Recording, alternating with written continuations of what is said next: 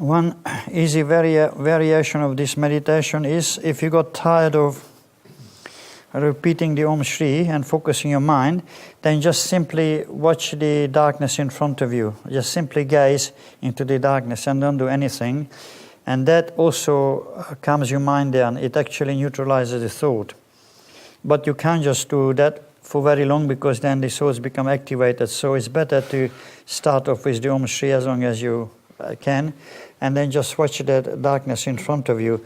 When the light comes, it will reactivate your mind, but on a much higher resonance, much higher frequency. So whether you see light as a result of Om Shri or light as a result of the darkness there, then the mind becomes reactivated again and becomes very, very active, but not chaotically active. The difference is when the light comes, it's a high activity, but it's a uniform frequency, whereas the normal mind activity is just all over the place and chaotic, what we call chaotic motion. But when you see the light, it stimulates the mind, but it's a kind of a uniform pulsation. It doesn't allow the scattered thoughts to come in. The light itself will not allow the mind to scatter into fragments, okay?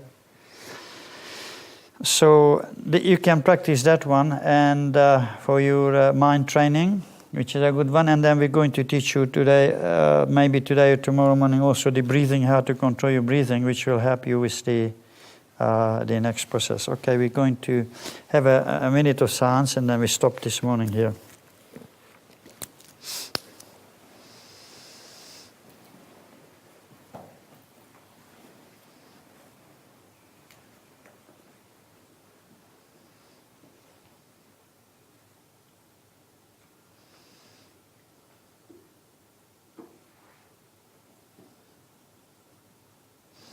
Thank you. One little esoteric clue, that whenever you meditate, you must not want something out of it. In other words,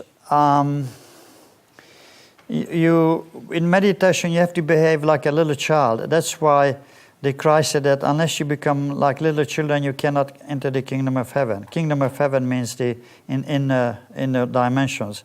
Because if you watch what the little children do, is they play, and they totally absorbed in the play, but they don't make a workout of it. They don't say, I'm going to play now, and make it a hard effort. They just spontaneously play, enjoy the playing.